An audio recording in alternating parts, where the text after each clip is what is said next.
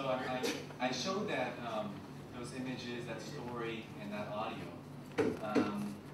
because I think that's also an important part, an important aspect of terrorism, as an example of how regular people are dealing positively with the choices that they face in their daily lives.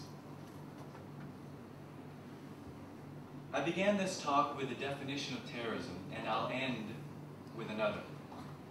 The historian Robert J. Lifton calls terrorism, quote, apocalyptic violence. There is an impulse behind the act towards destroying much of the world, he says. I think this is a view that is widely held, that terrorists are illogical, fanatical, bent on destruction of the entire world. This may certainly be true for some of them.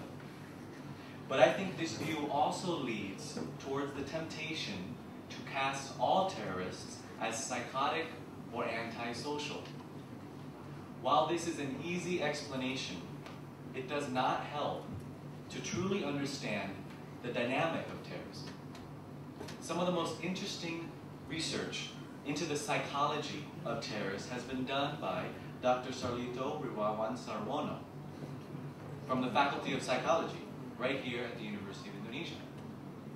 Anybody have classes with him? It's my colleague. Yeah, okay. So Dr. Sarlito has been doing a lot of interesting research. He says that research indicates, quote, that terrorists can be young or old, come from either rich or poor families, and their education can range from little to university degrees, end quote. And he adds that, quote, many terrorists have psychologically normal dispositions. Dr. Sarlito reviewed videotapes of the convicted Bali bombers taken just a few days before the bombing, and he concluded that they could not be called psychotic or neurotic in the clinical sense of the diagnosis. Dr. Sarlito continues, and I'm quoting a paragraph here. No one wakes up in the morning and decides to become a terrorist.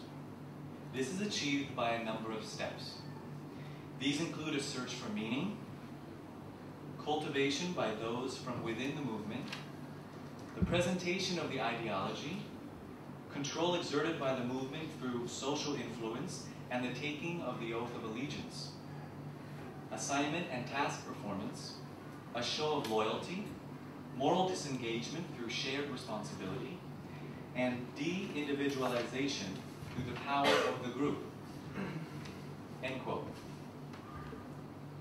Through this process, the individual develops a specific kind of logic. For example, in an interview this year with the Australian newspaper, the Herald Sun, Imam Sumudra explained his actions this way. Why do we kill? Because Australia supports America to fight against the Mujahideen, supports England to fight against the Mujahideen. So we kill them to make peace for the world.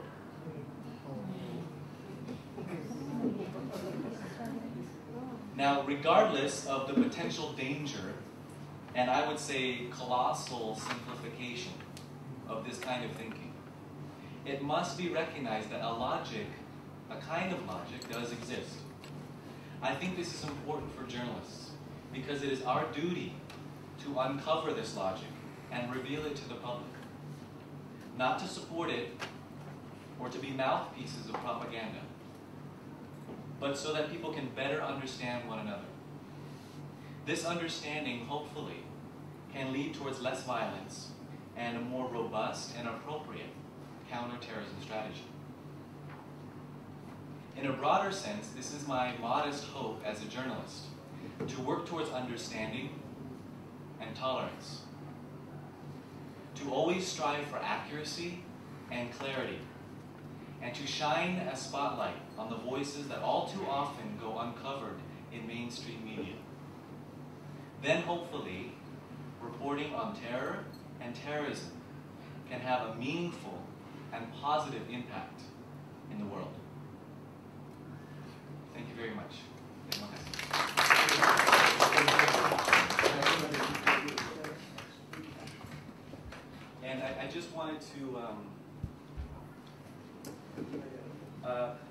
briefly just point out some of the resources here for anyone who is interested. The top resource here, I was going to show you on the internet, but you can just see, you can look at it yourself. The first is the Dart Center for Journalism and Trauma. Does everybody have a copy? Yeah. Good, all right. So the top one is called the Dart Center for Journalism and Trauma. It's self-study, which means that you just go to that site and you can take like a whole mini class about covering terrorism for free. It's all the materials there. It's very good. There's a lot of good resources there. The second one is interviewing victims and families, so specifically about interviewing victims if you're a journalist. But you know, even if you're not a journalist, if you're in police work or investigations, you'll be doing the same kind of work of interviewing families and talking with victims of crimes too. So that's some good tips there. The Radio Television News Directors Association has some tips on covering terrorism and bioterrorism, which is great. Oh, the News Lab, that's the fourth one down. That's kind of practical advice for reporters or anybody who's covering in dangerous areas and how to stay safe and protect yourself. There's also a glossary of terrorism terms, which is helpful. More sources. And the second one from the bottom is just a story in the Hindu newspaper to get a different perspective from India about terrorism over there and covering terrorism. And the last one is from the globalsecurity.org, which is a great website, and it's a discussion about the coverage now of global terrorism and how it is. And at the bottom I put my website and my email, so if anybody has questions that are not answered now, I invite you to contact me, and I'm happy to have a dialogue with you that way as well. Okay, so that's a good point. Okay, so I think we have to close the session because this now 5 minutes to 3. So thanks, Dorian, for your. Thank you. And on behalf of the university, would you please receive the token for my name? Thank you. Oh, okay.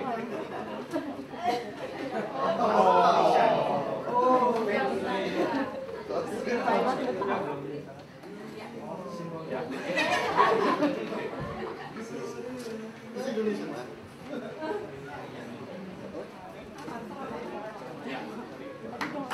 And for the third lecture series, we have a German officer. He is very good in forensic science, so I really like that you also attend the meeting. And don't forget to ask questions. Pardon? 25th of November, something like that. Because I'm really not sure about the exact date of the first series. Thank you very much and good afternoon.